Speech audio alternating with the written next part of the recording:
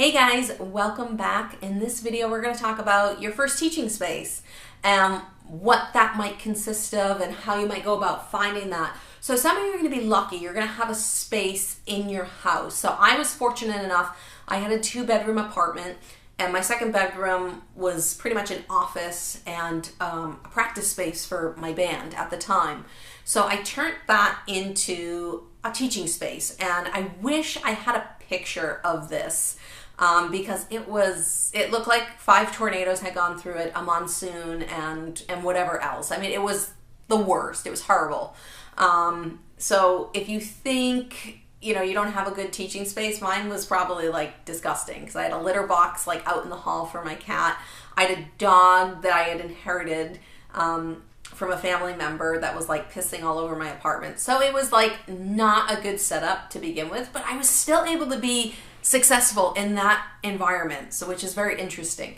So what I would recommend now, knowing what I know now in retrospect, I would recommend getting a place that is nice and clean. It doesn't have to be over the top. Cleanliness is super important. That's something I didn't understand when I was in my 20s, but cleanliness is very important, especially if you're catering to moms and kids. Like if a mom comes in your house and your house is disgusting, they're probably not going to let their kid take lessons there because, there's stigmas out in the world today. We live in a very dangerous world. So we want people to come to, if it's our home, we want them to come to a space where they feel safe, they feel welcome, and it's clean.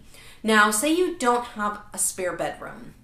And if you do have a spare bedroom and you're going to teach out of it, do not have a bed in the room that you teach out of for the same reasons I just spoke about. If you're teaching kids, or if you're a male teacher and you're teaching female, that would be very uncomfortable to teach in a room where you have a bed. So I would not recommend that.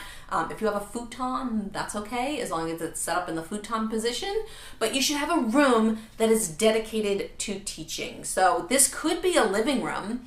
I would recommend, like, if you have a coffee table, to maybe take it out of the room for your lessons to minimize the fact that you're in a living room, and keep it as clean as possible and make sure you have the right equipment and the right tools there. Technology is really big today, so if you have a TV in your living room and you have a laptop, you can get an HDMI cable and plug that in so people can see that you're being interactive using your TV. So now your TV becomes it's not part of the living room, it becomes part of the studio that you're teaching out of, so it becomes more of like a teaching prop as opposed to the fact that your couch is there and you're watching TV. So I would minimize the living room space as much as possible. Probably, if possible, take down personal photos and maybe put up some more music-related photos. What I did, a very simple way to decorate, is I went to like Goodwill stores or those types of discount stores, and I would buy old albums. And I would buy album frames and I would just hang those up on the wall because it was something that was cheap. I mean, I could buy albums for like $1 or $2. These picture frames were like $5, and I would just hang these albums up on the wall, and I would have a bunch of cool looking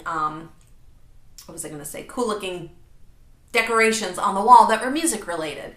So that's what I would recommend for a teaching space. Now, if you're saying, Lauren, I don't really have a good living room, I have a roommate, or I'm still living with my parents and I don't really have a good space.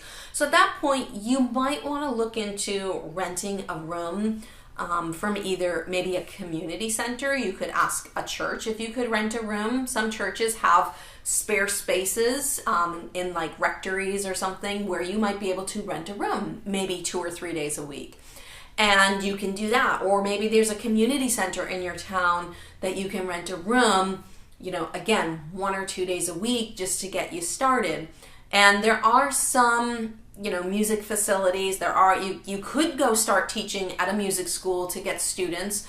And there's some places that you might, there's some music facilities where you can rent a room to teach. You can get students through their facility, but you can also rent a room through one of those teaching facilities. So those are kind of your options for starting a new kind of business enterprise. I wouldn't go out right away and get a full-blown commercial location. I didn't get my first commercial space until I have been teaching for a couple years, and we had built up maybe like 50 or so students, so I had some cash flow in the business to pay for the rent, because that's the hard thing with getting into a big commercial space is you have rent, you have overhead, you have bills to pay.